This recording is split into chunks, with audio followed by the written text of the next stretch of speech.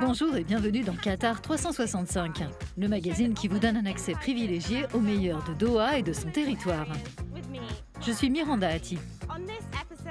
Dans cet épisode, nous découvrons sous quelle forme l'héritage traditionnel du Qatar est encore visible dans la culture la plus actuelle, du désert à la mer. Et quel meilleur endroit pour entamer cette émission que le marché typique de Souk Yaqif. Dans un instant, nous ferons du camping et même du glamping dans le désert du Qatar. Nous verrons comment l'artisanat classique bascule dans la modernité et nous larguerons les amarres à bord d'un boutre traditionnel. Chaque année, des milliers de Qataris s'échappent des villes le week-end pour une escapade dans le désert. Dormir en plein air est une tradition ancestrale à laquelle s'adonnent également ceux qui aiment s'offrir un cadre un peu plus luxueux. Au Qatar, des centaines de campements de ce type parsèment les dunes pendant l'hiver. Chaque année, le gouvernement définit une saison de camping et les attributions de permis, et de nombreux locaux installent leurs habitations temporaires dans le désert. C'est une tradition séculaire. Quand on remonte dans l'histoire, il faut rappeler que nos ancêtres vivaient sous des tentes. Nous venons tous les week-ends pour camper dans cet endroit. Mes ancêtres ont vécu les deux périodes, celle d'avant le pétrole et celle d'après le pétrole. Mon grand-père a connu ces deux époques. On a un coin salon par là, un autre ici et un troisième plus petit pour se retrouver en plus petit comité. La plupart du temps, on utilise cette tente pour se réunir, discuter et jouer aux cartes. Et comme vous pouvez le voir, on a aussi un terrain de volley-ball. C'est surtout un endroit idéal pour s'amuser en famille, nouer des amitiés et se détendre, mais aussi apprendre des compétences essentielles.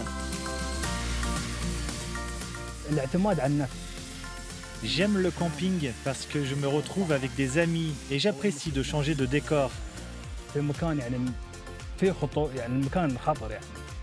On apprend la vie en autonomie, on se consacre à nos hobbies et on dépend de nous-mêmes pour la préparation de nos repas. Nous quittons ces campements saisonniers.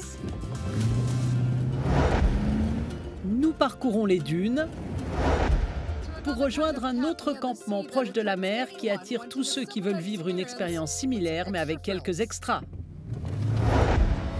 Ce campement sur la plage de Sea Line entend proposer un service 5 étoiles en plein cœur du désert. Au départ, il s'agissait simplement d'un campement qatari classique. Par la suite, pour répondre à la demande des clients, nous nous sommes développés et nous avons créé un service plus sophistiqué. Nous avons essayé de mêler l'hospitalité arabe traditionnelle et les prestations d'hébergement modernes. Nous nous adressons à toutes les catégories de clientèle. Au sein du campement, nous organisons différents types de divertissements, des soirées DJ, des soirées réservées aux femmes. On peut y séjourner dans une tente luxueuse, voire opter pour un confort d'un niveau encore supérieur. J'ai déjà campé dans des campings traditionnels. C'était bien, mais certainement pas comme ça. Dans un premier temps, on s'était dit qu'on irait à l'hôtel. Mais ensuite, je me suis dit, pourquoi devrait-on forcément aller à l'hôtel? Dans un hôtel, on se contente de s'asseoir dans un fauteuil, de prendre nos repas et de retourner dans nos chambres. Il n'y a rien d'autre à faire. Mais ici, on profite du cadre jusqu'à minuit passé. On peut admirer le clair de lune et profiter de chaque instant. Même si la plupart de ces campings semblent s'être modernisés pour s'adapter à la clientèle d'aujourd'hui, les visiteurs, touristes ou locaux continuent d'y chercher une expérience synonyme de retour aux sources.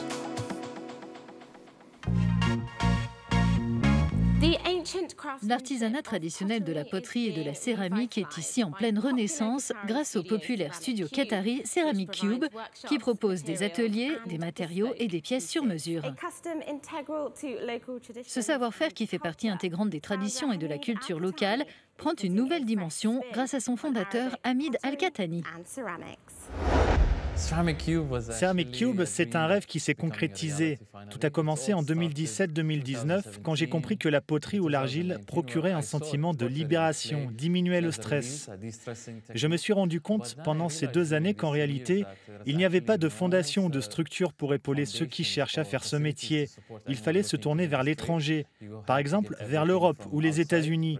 J'ai donc pris la responsabilité de créer Ceramic Cube. On peut presque le considérer comme un lieu d'incubation pour tous ceux qui sont intéressés ou qui cherchent à apprendre cet artisanat traditionnel. Quelle est votre source d'inspiration en matière de poterie? Mes émotions principalement. Parfois, ma famille me manque et je pense à ma fille pendant que je fabrique un vase, par exemple en me demandant ce qui pourrait la rendre heureuse. Parfois, je crée simplement des formes qui me rappellent la nature, comme le vent, l'orage. Dans ce cas, j'essaierai d'obtenir des pièces qui ne sont pas uniformes, mais bancales. Mais oui, je m'inspire surtout de ce qui se passe autour de moi et de mes émotions. Comment renouvelez-vous cet art pour le moins traditionnel de la poterie ici au Qatar? Il y a un grand manque de connaissances. Quand vous parlez de céramique ou de poterie à quelqu'un en général, il ne sait pas que les deux choses sont liées, qu'il s'agit en fait du même processus. C'est donc ce que nous essayons de faire connaître. Nous n'avons pas perdu notre savoir-faire. Son utilisation a simplement changé au fil des ans. Donc je veux montrer que l'on peut revenir à cette activité traditionnelle en fabriquant des objets qui peuvent nous servir aujourd'hui dans notre vie quotidienne. Vous avez dit que la poterie libère, permet de combattre le stress. Que ressentez-vous quand vous êtes devant votre tour? Venez nous voir un jour où vous êtes vraiment stressé et vous verrez, quand vous aurez terminé, vous vous sentirez mieux intérieurement. Venez nous voir si vous êtes sur les nerfs. Au moment où vous repartirez, vous aurez retrouvé votre équilibre. La poterie n'est pas vraiment une chose qui va résoudre tous vos problèmes ou vos problèmes d'humeur, mais c'est essentiellement une activité qui vous permet de garder la maîtrise de vous-même, de vous rééquilibrer. Et je pense que cela s'explique par l'argile elle-même. L'argile est une chose naturelle. Il faut la voir comme quelque chose qui, quand vous la façonnez, libère votre corps de toutes les ondes négatives. Et puis, il y a aussi la douceur de l'argile quand vous travaillez sur le tour. Cela joue avec vos sens jusqu'à vous donner de la joie intérieurement. Quels sont les projets de Ceramic Cube?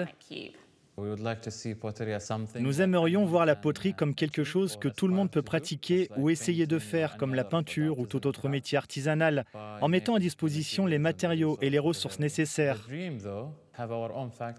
Mais notre rêve, c'est que nous éliminions l'empreinte carbone de la production de masse de céramique en faisant appel à toutes les personnes créatives de notre communauté, que ce soit ici au Qatar, dans les pays du Golfe ou en Europe, pour remplacer toutes ces céramiques produites en masse par quelque chose qui a une âme et qui est fait à la main.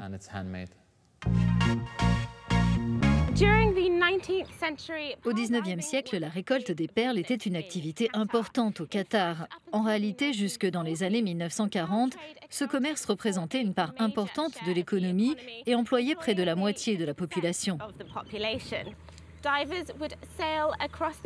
Les plongeurs sillonnaient l'océan à bord de voiliers appelés boutres. Ce bateau traditionnel est l'un des symboles du patrimoine du pays. Avec la ville de Doha en toile de fond, en bord de mer, des pêcheurs effectuent des gestes ancestraux.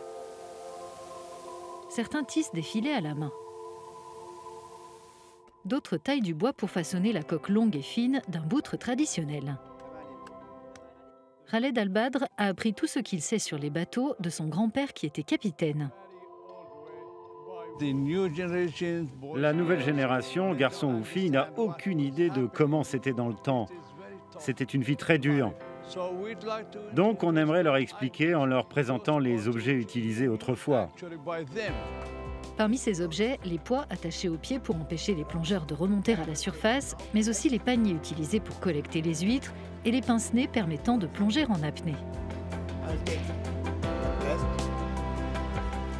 L'ancien vendeur de perles, Ibrahim Abdullah, a accepté de me rencontrer à bord d'un boutre pour m'expliquer comment les perles sont triées, sélectionnées et finalement estimées.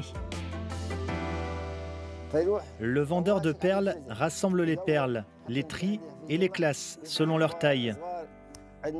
Il vérifie si elles sont toutes en bon état. Il les prend comme ça pour vérifier si elles n'ont pas de rayures. On ne peut pas voir ces rayures à l'œil nu, regardez. Ah oui, je les vois bien. On a des tamis que l'on appelle macharil pour nous aider à identifier les grosses et les petites perles. On les met dans le tamis et on les fait passer dedans. Les petites tombent et les grosses restent à l'intérieur.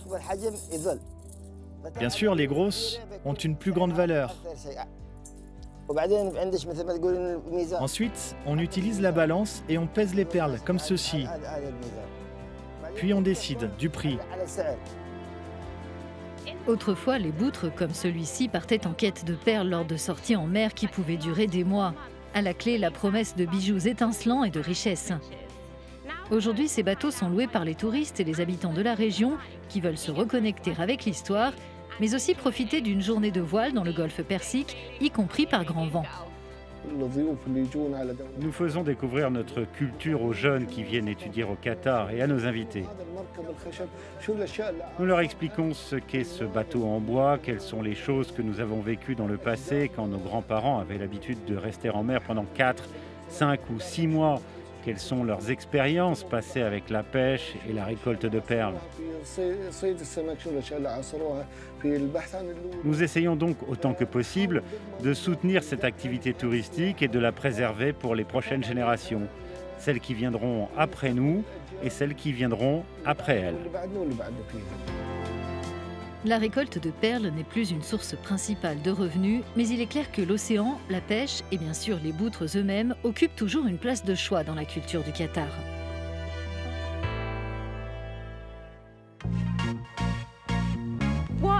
Quelle aventure! Des dunes et ses campements à l'océan et ses boutres. C'est la fin de cette émission. Si vous avez des questions, n'hésitez pas à nous contacter via notre hashtag Qatar365. Merci de votre attention. Rendez-vous sur euronews.com pour plus d'informations. Et à bientôt dans Qatar 365.